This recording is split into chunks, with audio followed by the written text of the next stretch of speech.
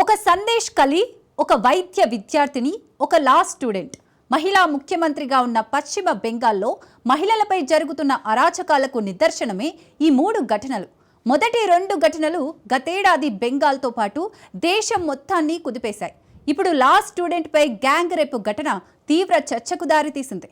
ఈ ఘోరానికి పాల్పడిన కిరాతకుల్లో టీఎంసీ యువనేత ఉండటమే అందుకు కారణం. హాకీ స్టిక్స్తో దాడి చేశారు. కాళ్ళు మొక్కినా కనికరించలేదు. అత్యాచారం చేస్తూ వీడియోలు తీసి బెదిరించారు. దాదాపుగా 3.5 గంటలు న్యాయ విద్యార్థికి నరకం చూపించారు. అది కూడా న్యాయ కళాశాల ఆవరణలోనే కావడం కలవరానికి గురి చేస్తోంది. ఇంతకు మమతా అడ్డా బెంగాల్లో ఏం జరుగుతోంది? మహిళలపై అఘాయిత్యాలు జరుగుతున్నా సీరియస్ యాక్షన్ ఎందుకు తీసుకోవడం లేదు? మహిళలపై దారుణాల్లోనూ దీదీ ఓటు బ్యాంకు రాజకీయాలు చేస్తున్నారా? Watch this.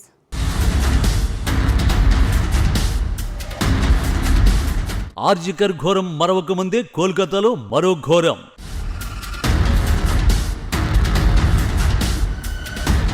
న్యాయ కళాశాల ఆవరణలోని లా స్టూడెంట్ పై gang rape.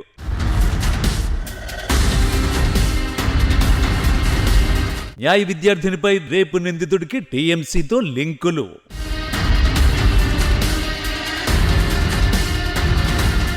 South Kolkata law college నేరస్తుల్ని కటకటాల వెనక్కి నెట్టే న్యాయవాదులను తయారు చేసే చోటు. క్రిమినల్ ఎంతటి వాడైనా ఊత్సల లెక్కబెట్టే వరకు విడిచిపెట్టొద్దని పాఠాలు చెప్పే చోటు.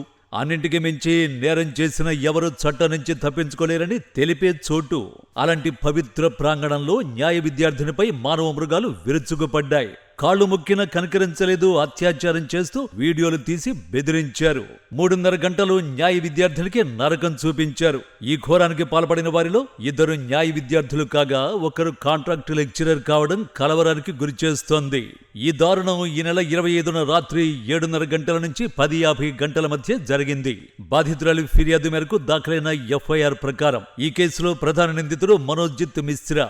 అతను కళాశాల పూర్వ విద్యార్థి. అతడు తృణమూల్ కాంగ్రెస్ ఛాత్ర పరిషత్ యూనిట్ అధ్యక్షుడిగా ఉన్నాడు. అంతేకాదు న్యాయవాదిగా పనిచేస్తూ ఇదే కళాశాలలో కాంట్రాక్ట్ టీచర్గా కొనసాగుతున్నాడు. జై మహమ్మద్, ప్రమిత్ ముఖర్జీ అనే మరో 2 నిందితులు ప్రస్తుతం లా చదువుతున్నారు.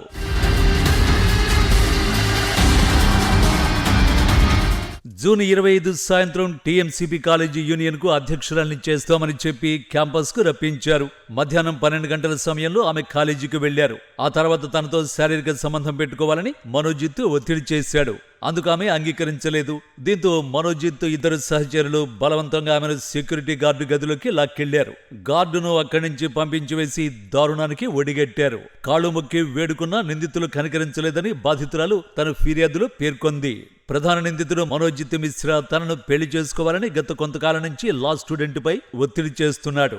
అయితే తాను ప్రేమలో ఉన్నానని, తనకు లవర్ ఉన్నాడని చెప్పింది. తనను పెళ్లి చేసుకోకపోతే లవర్ కు హాని తలపెడతానని, నీ తల్లిదండ్రులు కూడా తప్పుడు కేసులో ఇరికిస్తానని నిందితుడు మనోజిత్ మిశ్రా బెదిరించాడు. ఈ క్రమంలో ప్రధాన నిందితుడు మరో 2తో కలిసి బాధితురాలి లవర్ ను లా కాలేజీలో బంధించి దాడి చేశాడు. అక్కడితో ఆగలేదు. అత్యాచారం చేస్తున్న సమయంలో వీడియో తీసి బెదిరింపులకు పాల్పడ్డారు. ఈ విషయాన్ని ఎవరికైనా చెబితే వీడియోలో బయట పెడతామని బెదిరించారు. రూమ్ నుంచి బయటకు వెళ్లడానికి ప్రయత్నించిన సమయంలోనూ హాకీ స్టిక్ తో దాడి చేశారు. ఈ వివరాలన్నీ బెంగాల్ పోలీసులకు చెప్పిన బాధితురాలు తనకు న్యాయం చేయండి సార్ అని వేడుకుంది.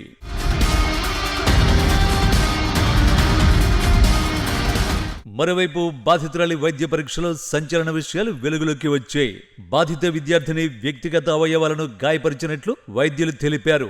మెడ చుట్టూ, ఛాతీపై పంటిగాట్లు, గోళ్లతో గిరిన గాయాలు అయ్యాయని పోలీసులు తెలిపారు.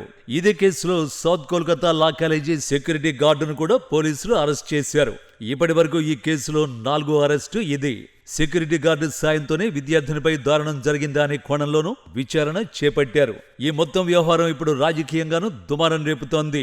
ప్రధాన నిందితుడు టీఎంసీ యువనేత కావడమే అందుకు కారణం. తృణమూల్ కాంగ్రెస్ ఛాత్ర పరిషత్ యూనిట్ అధ్యక్షుడిగా ఉన్న మనోజిత్ మిశ్రాకు మమతా మేనలుడు ఎంపీ అభిషేక్ బెనర్జీ, వెస్ట్ బెంగాల్ ఆర్థిక శాఖ సహాయ మంత్రి చంద్రిమా భట్టాచార్య, మమతా బావమర్ది Kolkata municipal corporation councillor Kajari బెనర్జీతో ఫోటోలు దిగాడు.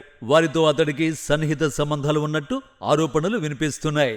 సరిగ్గా ఇలాంటి టైంలో BJP IT cell chief Amit Malviya, Suvendu Adhikari సంచలన ఆరోపణలు చేశారు. మనోజిత్ మిశ్రాకు టీఎంసీ నాయకులతో సన్నిహిత సంబంధాలున్నాయని, కాలేజీ గేట్లు లాక్ చేయమని చెప్పి అఘాయిత్యానికి పాల్పడ్డారని ఆరోపించారు.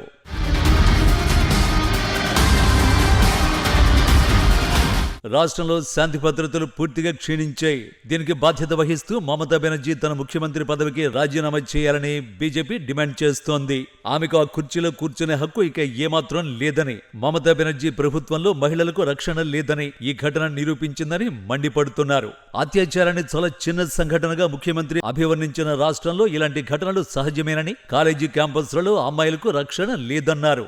మరోవైపు గ్యాంగ్ రేపు ఘటనపై పలు విద్యార్థి సంఘాలు నిరసన తెలిపాయి. డెమోక్రటిక్ స్టూడెంట్స్ యూనియన్ ప్రదర్శన నిర్వహించింది.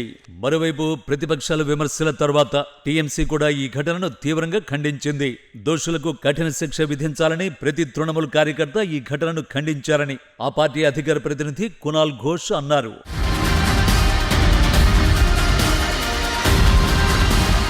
ఏ విషయంలో అయినా రాజకీయం చేయొచ్చు, కానీ మహిళల జోలికొచ్చే మానవ మృగాల విషయంలో రాజకీయం చేయకూడదు. కానీ పశ్చిమ బెంగాల్ ముఖ్యమంత్రి మమతా బెనర్జీపై ఆ ఆరోపణలే ఉన్నాయి.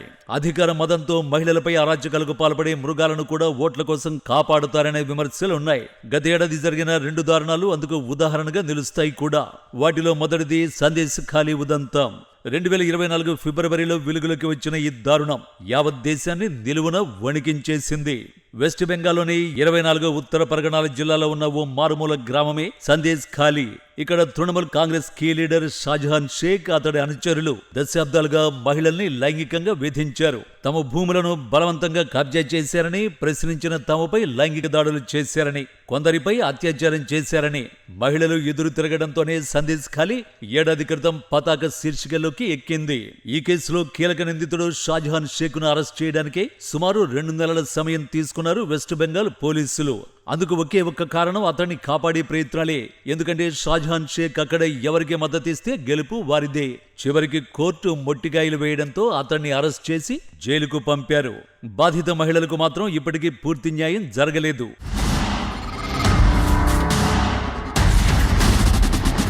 ఇక రెండో కేసు ఆర్జికర్ మెడికల్ కాలేజీ విద్యార్థిని రేప్ అండ్ మర్డర్. ఇది కూడా 2024లో జరిగిన ఘోరమే. గత ఏడాది ఆగస్టు 9వ తేదీన వైద్య విద్యార్థినిపై మెడికల్ కాలేజీలోనే రేప్ అండ్ మర్డర్ జరిగింది. ఈ కేసులను నిందితుడిని తప్పించే ప్రయత్నాలు జరిగినట్టు స్వయంగా న్యాయస్థానమే అనుమానించింది. అందుకు కారణం లేకపోలేదు. వైద్య విద్యార్థిని అత్యాచారం చేసి చంపేస్తే ఆత్మహత్యగా చిత్రీకరించే ప్రయత్నం చేశారు. నేరం జరిగినట్టు గుర్తించిన అత్యాచారంగా నమ్మించాలనుకున్నారు. ఎఫ్ఐఆర్ నమోదు కూడా ఆలస్యమైంది. మృతదేహాన్ని చూపించేందుకు తల్లిదండ్రులు గంటల పాటు వేచి చూసేలా చేశారు. అంతేకాదు స్వయంగా టీఎంసీ కార్యకర్తలే క్రైమ్ సీన్ లో ఆధారాల్ని చెరిపేసే ప్రయత్నం చేశారు. వీటన్నింటికి కారణమైన మెడికల్ కాలేజీ ప్రిన్సిపల్ ను వాంటెడ్ గా మరో కాలేజీకి ప్రిన్సిపల్ గా ట్రాన్స్ఫర్ చేశారు. అప్పట్లో ఆర్జికర్ ప్రిన్సిపల్ కు మమతా బెనర్జీ రాసిన లేఖ కూడా వైరల్ అయింది. ఇలా ఈ కేసులో టీఎంసీ నాయకుల లింకులు చాలానే బయటపడ్డాయి. ఇప్పుడు ఆర్జికర్ ఘటనకు తీసిపోని విధంగా లా కాలేజీ విద్యార్థినిపై గ్యాంగ్ రేప్ జరిగింది. ఈ కేసులో నిందితుడు స్వయంగా టీఎంసీ నేత కావడంతో మమతా బెనర్జీ సర్కార్ ఏం చేయబోతుందన్న ఉత్కంఠ కనిపిస్తోంది.